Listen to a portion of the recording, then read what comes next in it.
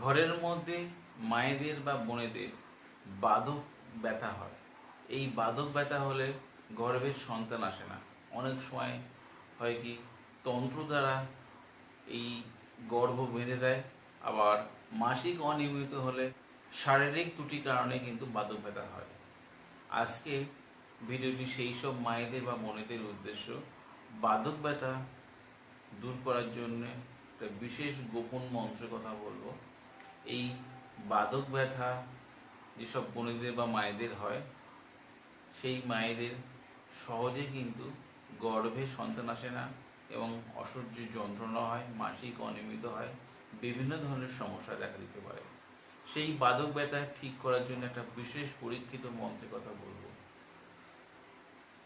আপনি যদি তান্ত্রিক গুণের কাজ শিখছেন বা করছেন, তাহলে এই প্রয়োগটি শিখে রাখেন, আপনার যে কোনো সময় কাজে আসতে পারে। ভিডিওয়ে একটি শক্তিশালী মন্ত্র আছে। এই মন্ত্রটা কোনো শুভ দিন দেখে আপনারা 108বার মুখস্থ করে নেবেন। ছোট্ট 3 লাইনের মন্ত্র।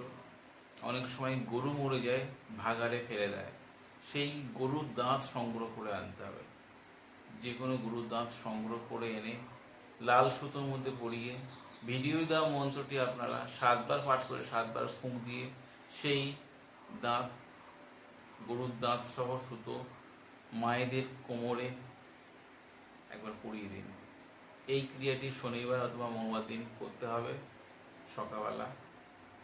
সেই সব মায়েদের কিন্তু বাধক ব্যথা দূর হবে।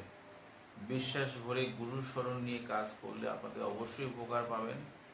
আপনাদের এই ভিডিও কেমন লাগলো অবশ্যই কমেন্টে লিখবেন। আপনাদের যদি এই ভিডিওদের উপকারে আসে, আপনাদের বন্ধু বান্ধব বা সোশ্যাল মিডিয়ায় শেয়ার দিতে ভুলবেন না। আজ বন্ধুদের এই পর্যন্ত, দেখা হবে আগামী পরে। ততক্ষণ সবাই সুস্থ থাকুন, ভালো থাকুন। জয় মা তারা, জয় মা কামাখ্যা, জয় গুরু বামদেব। নমস্কার বন্ধুরা।